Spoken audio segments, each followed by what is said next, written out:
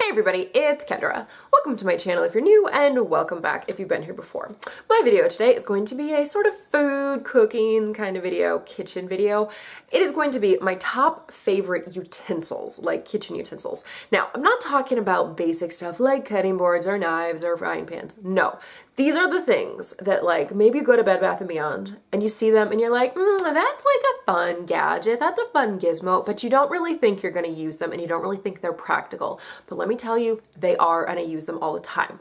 So I have 8 things, well actually 7 things that are like serious and that I use a ton, and then 1 thing that I just love because it's funny and it just makes me smile. Anywho, let's get into it.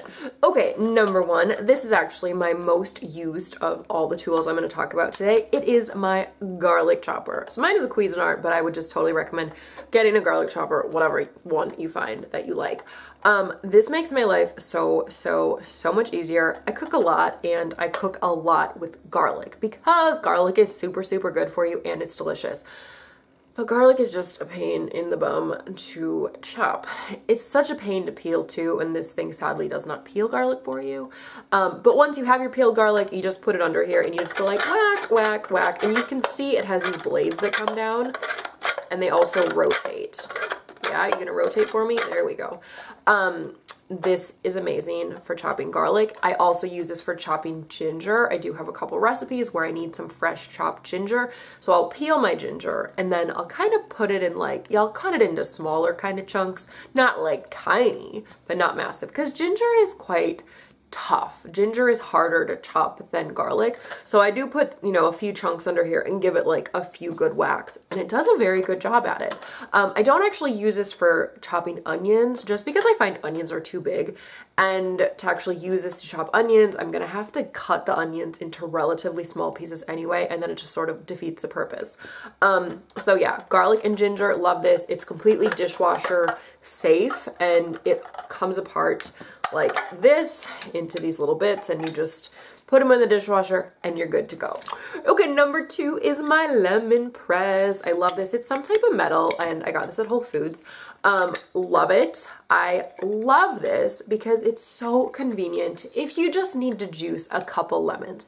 If I gotta juice a whole bunch of lemons, I'm gonna use like my actual little like lemon juicer, citrus juicer device. But let's just say I want to squeeze a half a lemon into water, or use like a half a lemon for a salad. You just cut it in half and you put it in here and you go like that and you squeeze it over your salad and you're done. This also goes in the dishwasher. Love this. They do make these in a lime size one, like a green one for limes and then an orange one for oranges. I think it's kind of silly. I would totally use this for both lemons and limes, and for oranges, I would just use like the actual citrus juicer. Number 3, I have a vegetable peeler. Yes, I do think a vegetable peeler is essential, but I wanted to mention this because I really like these ceramic ones. So this is actually a ceramic blade instead of metal. Metal ones are fine too, but really like this one, and I do find the ceramic ones stay sharper longer and they just last longer. So I actually first heard about ceramic vegetable peelers when I lived in France. I randomly needed a vegetable peeler and the only one they had was ceramic, and I was like, holy cats, this is the best vegetable peeler I've ever used. It was way better than the metal ones.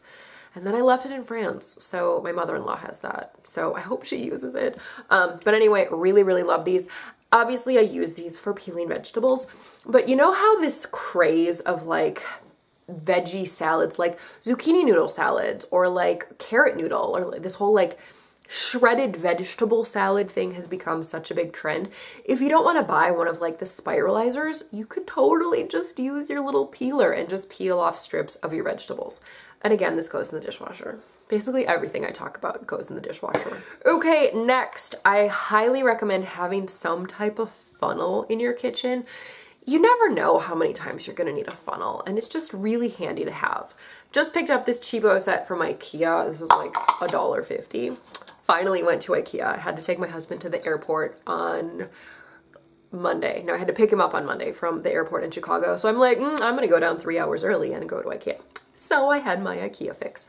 This one is from Amazon. This is stainless steel. Now, if you watched my kombucha video, I talked about this one. This one does have a little removable strainer, Very, very, very handy. So obviously this is the one I use to bottle my kombucha. Otherwise I use a funnel. I do make chai concentrate, so it's very handy to get, you know, like that big pot of chai liquid into smaller jars without making a total mess. You could also use a funnel, like if you made some type of soup.